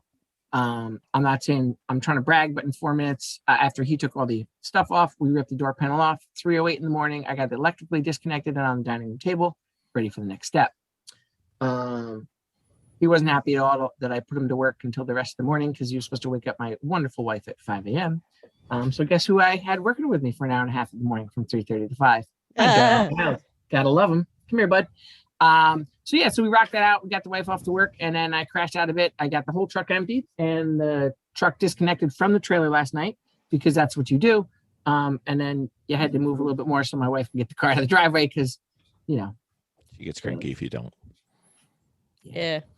And then Miss Jen, you drove halfway part of the way. We drove, it was about an hour and a half from the track. We stayed in Somerset at a Walmart overnight because Jim doesn't really like to drive that at night. So yeah, we just stayed overnight and then we got up early next morning and we got home this morning, I guess about 1 o'clock today. Not too bad. No. All right. As you can tell by the enthusiasm of our first place victory, we're all suffering from post-race hangover, but we do owe our audience a podcast. So quick couple things to finish up. Thoughts on the weekend. What do we do better? This was probably the most organized we have ever been. Yes. Okay. Alan, anything? Loved seeing the checklists. Loved getting a car to the track that was like 95% ready to rock. There's always stuff you can do. It's a race car, stuff breaks. But what we could do better. It's always the prep. Did we practice pit stops? Did we practice tightening belts? Did we practice some of these things ahead of time? Yeah, we could do a little more of that. Is it that big a deal? Not really. Did we all have fun? I had a blast. I had super fun. It's one of those things when you see one of your teammates that put some effort in to really make stuff happen out there. And then when they start asking people if they had fun after they're organizing everything and put the car out there, it's just super awesome. You know what I'm saying? It's super awesome to be like, hey, did you have fun? Like, what do you mean did you have fun? They went to a racetrack. What are you kidding me? You know what I'm saying? Like, and this is my hats off to Bill is that as much as he may lack in mechanical skill, which we're not sure of, as much as he may not know anything about what cars do, but we're still not sure. He does everything he can. He uses the strength that he has, and he does these things, and he puts us in a position to absolutely dominate, which we did. I mean, all right, I'm just kidding. But we had a blast, and like it was super fun. Wait, hold on, we got our resident hot shoe on the mic. Special guest hot shoe appearance. Without hot wings, Liam. Yeah. Welcome. Hello. How are we? What was your highlight of the weekend, sir? I just enjoyed how smoothly it went. That's mostly it. I just liked how it went all together, how we didn't really have too much disorganization. Okay. We actually were able to keep everything going smooth, because that was really the biggest thing, other than radios. Well, I mean, we did hear you singing. I mean, if you heard that, that's all you needed. Yeah, pretty much. Yeah. I was hoping to break the radios when she started singing. I mean, it was great. It was great. Yeah. And so the plus side for this name is that we may have actually had video of what we did in the car. I have audio of the singing. I just want to say horrible. because I really don't know if we actually do. It's not confirmed or denied. You might have video. It's that car shakes a little bit out there. So if you have audio, it might be a little interesting, but could be if it's clear. Well, apparently somebody put a front air down on there and didn't really secure it like as tight as he did last time. So there might have been some slacky mechanical work there. Okay. Liam, you had a good time? I did have a good time. Right. Very well. It was great having you out there again. You're actually listed as one of my highlights for the weekend for you being back out again. That was awesome. It was awesome having you there, Liam. Heck yeah. Not just because you can reach the tall shelves either, buddy. We love you, man. And Sid, that was also very fun. Glad you guys came. Our good luck charm. Yeah. First time she comes, the car doesn't break. Yeah. I think this race kind of showed that we could do quite well as a team. And the issues were we were held back by our struggle to get used to the formatting of the race and I mean, I hate to defend us at all. So just put it spread out with that. We've had a few punches to the gut with oh yes we have our choices of vehicles and our choices of choices, and we thought we hit the easy button and then apparently we weren't sure about that. But I think we've covered a lot of the issues. As far as we had some repeat issues and problems. We're not really sure what they were. I can tell you. But yeah. So and I think that is a lot what you're talking about, Liam. We didn't have the fracas of what's wrong with this thing. What parts do we need to get? Can we just send Bill away again? I mean, we need parts. So same thing. Yeah. So no, that's awesome. It was it's a great track. I think it's a phenomenal track. I love that track. So Liam, I'm not going to keep you because I know you're running around right now and you've got school and everything. But can you tell us what number car we are, please? Well, it was up for discussion for a little while. Yes. Did you like the edition we had for your Sunday? It wasn't. I don't know if you were going for it being not super obvious, but it was quite literally right in my face. Oh, was it? What did we do there, Mr. Liam? You had the car number written up on the rear view mirror with a little arrow pointing at it saying for Liam. Yes. And it was right where your helmet was. Oh yeah, it was perfectly in view. Yeah. It's almost like they thought about what they should do and did it. Yeah. Oh yeah. Okay. So we troubleshot. Liam, I just want to, again, you weren't quite here before. We gave you double extra kudos for bringing the truck in because they black flagged you. Or you thought they black flagged you or whatever. Who cares? Someone on our team who shall remain nameless, Queen Bee, said that you were a little upset about why was I getting a black flag. I'm gonna have to contradict her on that one because when I witnessed you at the judges table, you were just like, "What's going on?" I'm like, "What's the story?" You were a little dazed. You weren't sure what the story was. Like, yeah, it was mostly just confusion. Yeah, no, it happens all the time to me. And then did they give you a math problem in the pit? Yeah, exactly. Sorry. Did Mental express some concern that he really wanted to talk to you, or was he like, what did he say? He said, "Get that truck back on track." Is that what he said? Right? He's like, "We don't want to talk to you." Yeah, we don't need to talk to you. Yeah, it wasn't like he I didn't got like nothing for you. That wasn't he saying. He's like, "We don't want to talk to you. We need to talk to them. Can you just get out of our way and go back to the racetrack?" So yeah, it was more so that I was taking care of my confusion in the black flag, and that was my one place to like. That was the first time I had communication with the team on track, like I was saying with the radio before. So I was trying to get as much out as I could. Yeah. And then immediately get back on track. But I guess I was holding them up. Yeah, it Well- wasn't anything angry. It was more just like there's people who are like actually in trouble.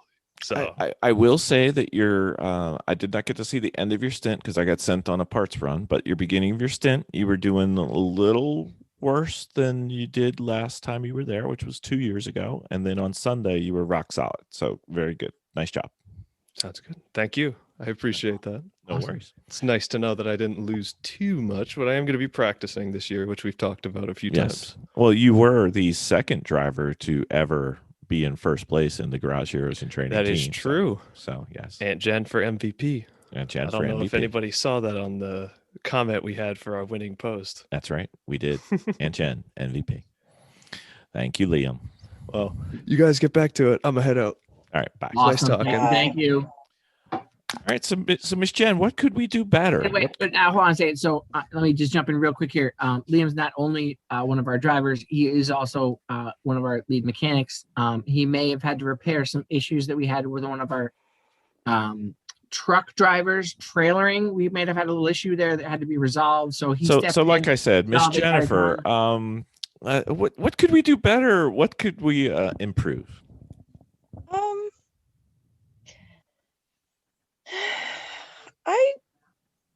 I don't know. I just felt everything went so smoothly this weekend.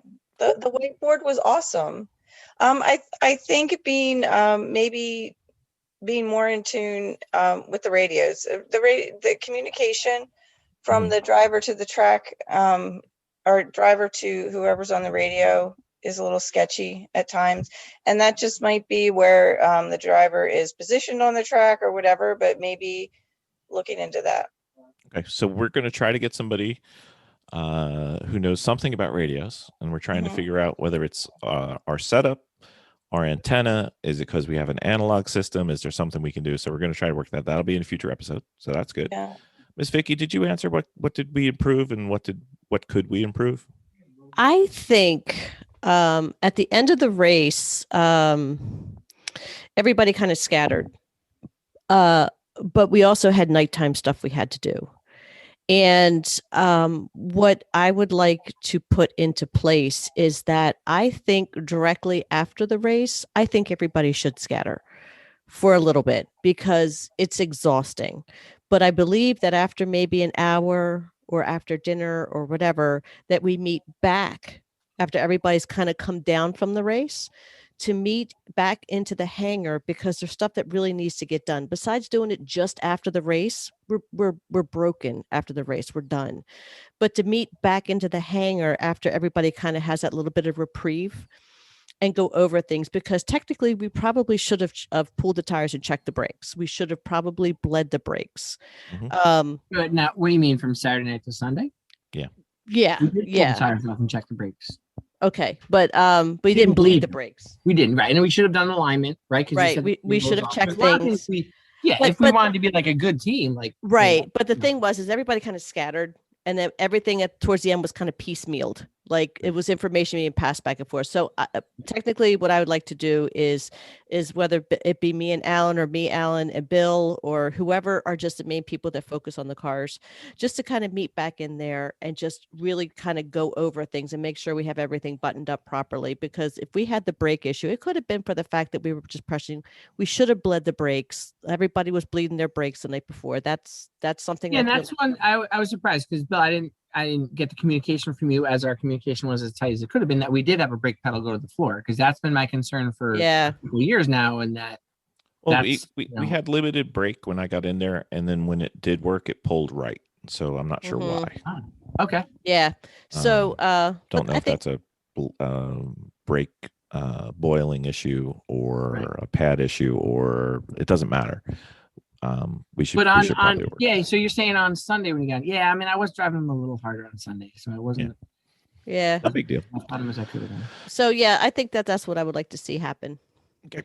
The one thing I forgot to mention, just one thing we could improve, and taking a nod from the hunt from Red October, was either having either a light or something we could turn on the car, or just a couple hand signals from the car to the driver, driver to the pits, or driver to the car, right? Or just having a spot around the track where I know I can look to a teammate and either have a board there or just some kind of hand signal so we can just know people are there or whatever's going on. Ooh. I gave you hand signals all weekend. No, I know. I appreciate that. Thank you. Oh, okay. And the other thing that I would like to see, Bruce had brought it up to us because they are also dealing with guys that are different sizes, that whenever we get out of the car, we should honestly, as a courtesy, loosen all the belts as we're getting out. Yes. Instead of just popping them and jumping, because that would And save that's us a the lot kind of of thing time. we practice outside of race weekend. Right. Because some people don't even know the concept. They don't know what to reach for. They don't know what it feels like. It's a new seatbelt. Like there's a lot of things, Right. which is why, make sure all the uniforms fit, put the drivers in the cars, get them out, have them practice, see how quickly they can get out. Can they get out in 20 seconds if the car's on fire? Yep. That's something they need to do. Okay. Race weekend, highlight, low light. Who wants to go first? Oh, the highlight was the fact that the truck was running. Okay. It was running smoothly. Low light. I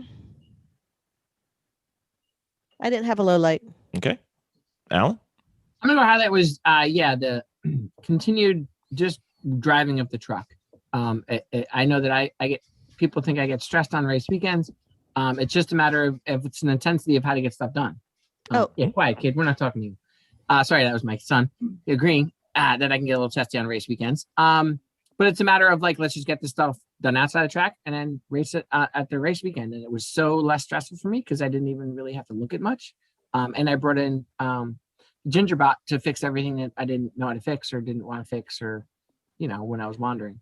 So that was super awesome. The low light, I think, for me was I didn't get to watch enough of those drift to hell at flush guys doing the drifting in the parking lot around us. But that's a low light? Not really.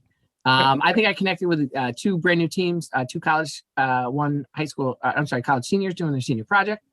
Surprisingly, they lost the left front wheel on their Chevy S10, one who could do that. And then there was the other team that had their episode 68. That lost their transmission, or might have overheated it, and they were scrounging around the pits trying to find some 16-inch tires. I think they found some like mud truck tires or something. It was pretty weird. But the Drift the Hell of Flush guys did have a tire mounter and balancer there, which is kind of cool. We could have helped one of our friends with that. Oh well, if we would have. Yeah, we don't usually see that stuff at the track, so it was kind of neat. And just the different, I love just seeing the cross culture between us and them at the same track. Like I don't get to see those things very much. I don't really know they exist. I mean, I know they do, but you don't see them up close, and you see what, see the Benz S220 Stance Nation drop on the ground. A little interesting. Yep. Jennifer, highlight, low light. What you got?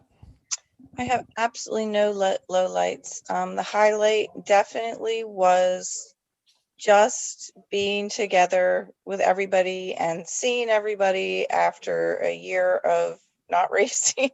Yeah, that was awesome. It really was nice just to see people together and other teams, and it was just fun. It was a great weekend. All right, I'm going to answer. Low light. Nothing worth mentioning. It was a pretty good weekend. We had a good time. Highlight. Not winning was not the highlight. Winning was not the highlight. I have two. One inside our team and one outside of our team. The one inside our team was watching Miss Jen on the track, feeling comfortable, and then on Sunday starting to really rip. It was awesome. Good job. MVP. We do owe Jen an apology. We had originally in my mind, I had planned that she would get more help with paddocking, and we really kind of left her by herself. But we do thank you, and we will work on that for next time. You were on your own. We feel bad about that. I had it in my mind when we were doing assignments, and I just blew it. It's tough to keep a whole crew of feral cats fed and in one place. Yeah. So you rock. It was a busy weekend. Everybody was busy, so it's fine. Highlight outside of our team. Any guesses? Watching Chrissy after the Mazda 3 was taken on track for the first time. Yes, the Mazda 3 was her daily driver, which they quickly had to throw in as a race car. It had its life as a daily driver, and she was thrilled about how fast this thing could go. and getting to drive your car that you've driven for 250,000 miles, almost all of them herself, on the racetrack. She was a little more than giddy. Mhm. I'm going to So- second notion that being a highlight. was- That long roof is one sexy girl. It is. And it looks great from behind when they pass you on track too. So it's Yes. 2 points on that. And apparently it's got an auto wave feature because as it went by. All right. Just for I think everybody- Chris put that in just so he's more polite as he passes everyone. Could I be. think Could be. I heard. Any memorable cars on the weekend? Anybody remember any? Let's see the paddock situations. We had a Nemo themed Porsche 944. Yes. Super awesome. I had a great time talking to them. It clearly and definitely hit close to home. Discussing with them about how to do it when the kid says, "Oh, all I do is just try to help my dad and stay out of the way." And I was like, "Oh, I got a kid like that." So when they drove this Porsche 944, Mr. Fisher, Yes, sir. they might have had a little issue with the engine, like it needed bearings. I've heard about those things. You know, they just like they drove it back to their trailer Uh-huh. and took the spare motor that was right there ready for them and waiting and put it back in. And you know what they did on Saturday before the track went cold? They did some practice laps. So when you're ready for your next 944, make sure you have a toter trailer with a stacker behind, with a lift, a winch, and plenty of tools and spare motors ready. We'll be happy to race with you. Till then, maybe we'll just stick with plain Janes. No. Super awesome car. No P cars. P cars are hard. Yeah. The Cordoba, what else can you say about fine Corinthian leather and solid straight line speed, baby? I could do nothing on that on the straightaways. We just had to sneak behind them a little bit, hide behind those awesome mirrors out on the fenders, and maybe try to sneak behind some traffic and see if we can get by them. Super awesome. Tatas, I don't know what else to say. That thing looks like a scoop dog butt with that back end of the caddy boy flying around the track. It always looks like there's a dead body in that thing. They're just a little pissed off, that truck. That car. I'm sorry. It just looks a little upset. It just goes. It is so fast. Vicky, any cars you remember? You know, it's just not something I'm really good at. Okay. Yeah. Jennifer's packing out. All right. So there was this car, and it would look like an El Camino, but it had the front end of a Saturn, but it had the engine of a rocket ship. And the Wang. All Wang. I, being a two-time Mini owner, did like seeing the Mini out there until it broke. That was very good. Hopefully we're going to get them on the podcast because I really need to figure out what's wrong with our Mini on the track because it's not so good. We did have the Omni, the gray or silver Omni. It was super fast, faster than us, faster than the trophy truck. Looked good. Had a little mechanical issue on Sunday. Otherwise, they were going to win C, and we weren't. But, you know, these things happen. But they will get it. That car is super quick and great time there. Dead Horse Beaters. They were fun. The Honda Stang, awesome. Clash Troll, always good. Alan's a big fan of the Penitentiary Bus.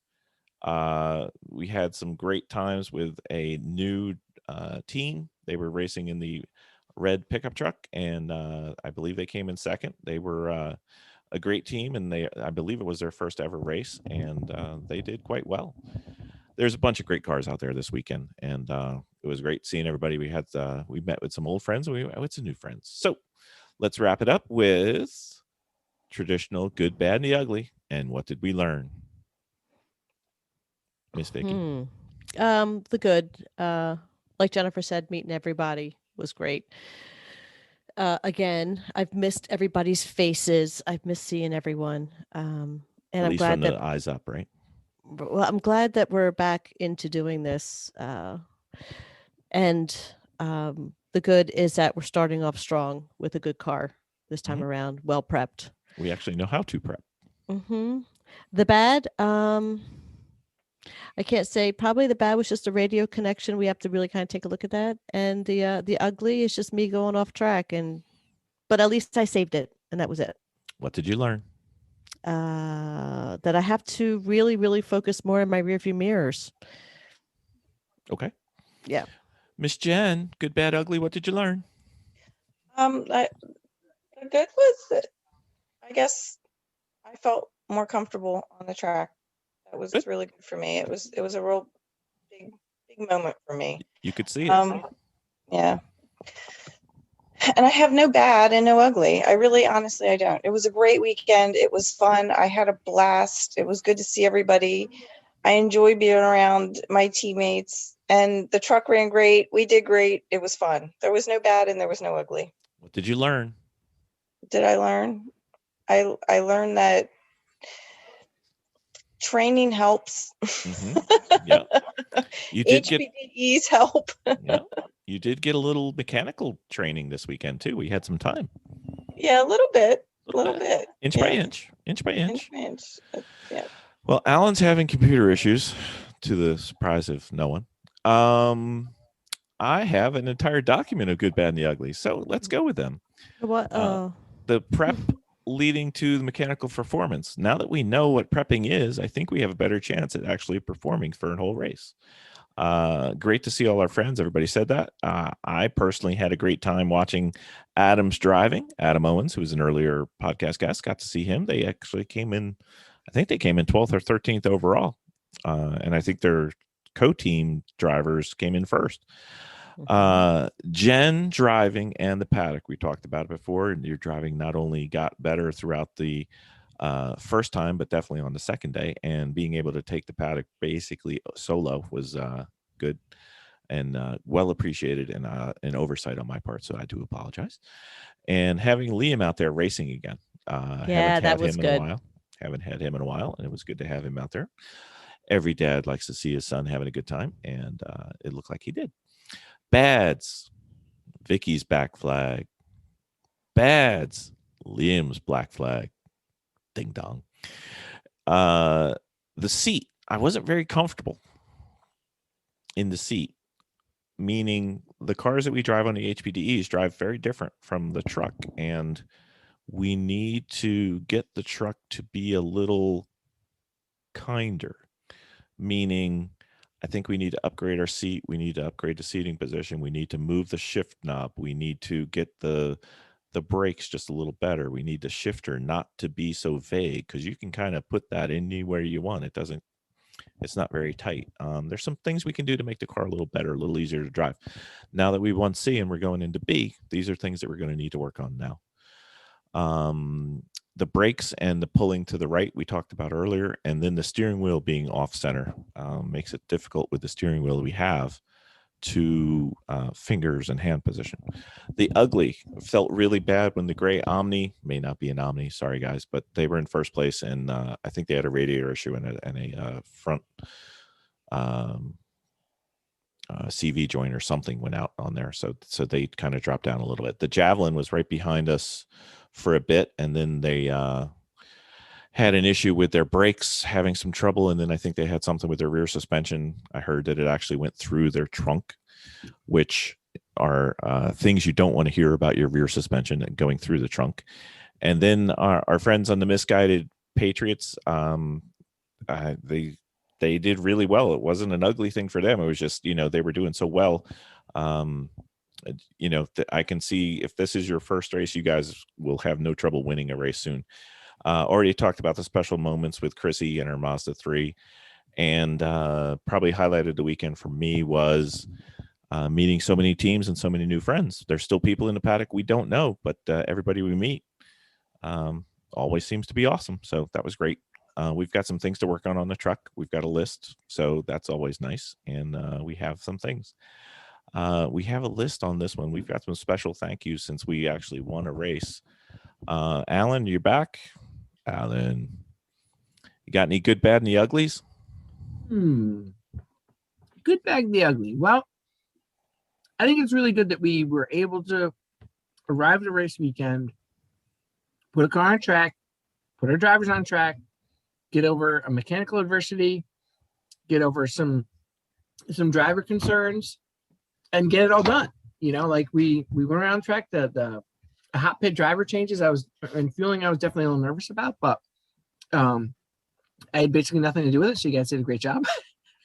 Again, we put in the ginger bot and we just said for kill, and he did it. Let's see the bad. I I don't know.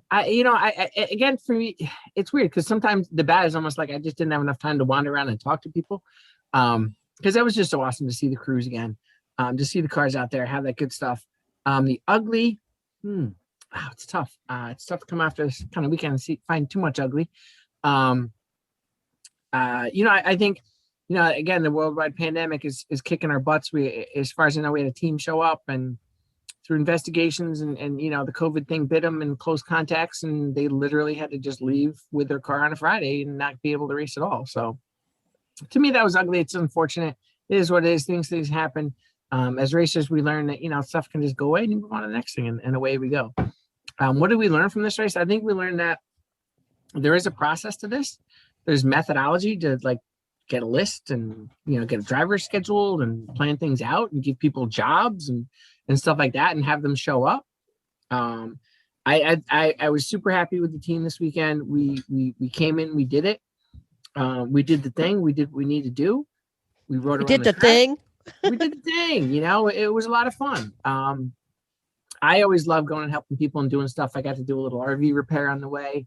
I got to fix a little something else over here, a little this and that. So it's great, super awesome weekend. I just, I think we did an awesome job cleaning up too. I think I tried to talk to someone on the team about exit strategy. Like, okay, if you don't need this, get rid of it. If you don't need this, pack it up, get it out of here. Because it's kind of the game of all day Sunday, you need to get that exit strategy going. I'm going to brag just a little bit because after I got out of the truck and, I took a shower before the award ceremony at the end of the day. It's a little selfish of me to actually be clean, but I just thought it'd help our other racers out there. I got packed up pretty good. And my goal is I think I got the trailer hooked up before my stint and then packed up right before the end of the race. So great weekend, team. Mm-hmm. Cool. All right. We've got a few special thank yous since we actually won our race. Vicky, you want to do one? You can go ahead and start. Okay. So we would probably not have started without our friends over at the E1R podcast and the Three Pedal Mafia. Definitely wouldn't be anywhere close to where we're at. They've helped us to get started. They've helped us from our first race. They went with us to our first HBDE. They've helped us fix our car. They sold us a car. They helped us fix the car they sold us. They helped us fix everything. Could not even begin to quantify how much they've helped our team as a whole going over the this. years. Yeah. And don't worry, guys. We'll still be asking questions for many, many years to come. That was awesome. Thank you. Heck yeah. Mm-hmm. So I'd also like to thank John and Dean from Safety Third, who gave me the biggest aha moment ever when it came to motorsports and working on the car, which is, how to properly work on a car in the off season. How to prep a car. Mm-hmm. Yep. They were fantastic. I've got an alarm going off because we're supposed to be racing with them on iRacing, but we're not going to get there. Craig Watkins, he helped us a ton. He helped me with a bunch of stuff on the podcast and off the podcast. He's been a great help. And appreciate that. That was a lot of help from him and kind of helped me change the way we were thinking about prepping things. Mm-hmm. Anything else, Miss Vicky? Oh, I can keep going. We got a lot. Oh, NASA Great Lakes, one of the best in HBDEs. Yep. Learned a ton through them. Worth a trip for every one of those. Absolutely. Another podcast guest. We had Dion von Molke from Racers 360. The way that they go through videos, both on the podcast with Dion and a few conversations, honestly, off the podcast with Dion. I know he's helped me, even though it might not look like it on the track, but hopefully it shows up every now and then. So wait, so we might actually have video, like someone that knows what they're doing could look at and tell us how to get better? Yeah. He will review a lap for you anytime you want. Just send it in. $99. Miss Jen's favorite podcast guest came on podcast number 100. Came on podcast number 150. We've already recorded podcast number 200 ahead of time with him. Miss Jen, who's helped us. Ross Bentley. Yeah, buddy. Absolutely. Ross Bentley, the man, the myth, the legend.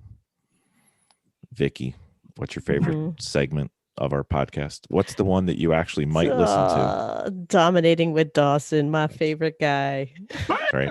He's really, really helped us piece those little itty bitty pieces and answer all the questions that we have. Absolutely. Ben Dawson, thank you. Appreciate it. Mm-hmm.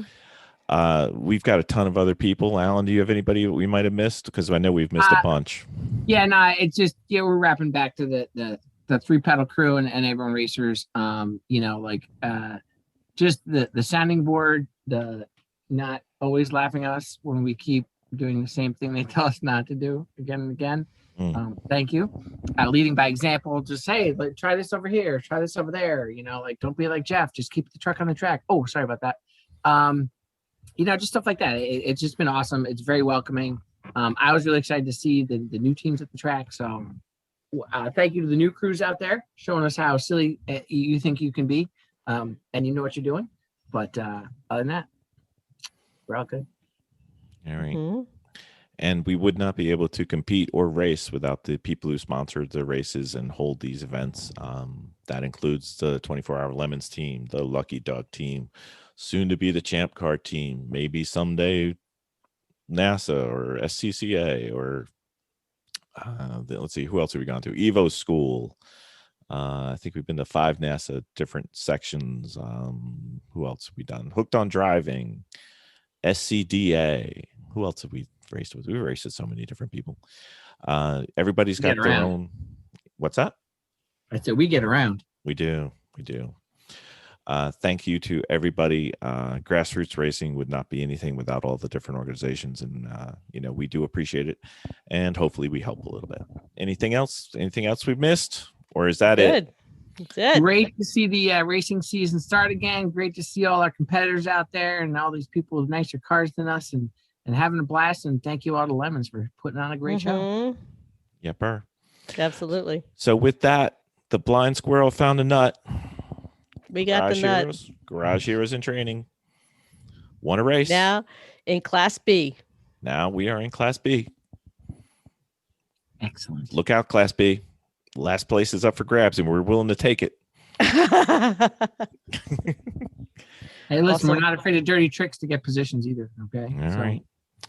Well, we thank everybody. We thank everybody outside our team. I definitely want to say, as kind of the team captain, thank you to everybody on the team. Appreciate all the help. Job well done. Now we got to fix it again and take it back out and show that it wasn't a fluke, or show that it was a fluke. It doesn't really matter as long as we're having a good time. So thank you, everybody. Thanks for coming. Had a great weekend with y'all. Bye. Bye. Yeah, we'll see you at the next race. Next race, New Jersey Motorsports Park. Be there. If you can't come to the endurance race, come to the go-kart track. We'll play with you there too. Thanks, everybody. Good night. Bye.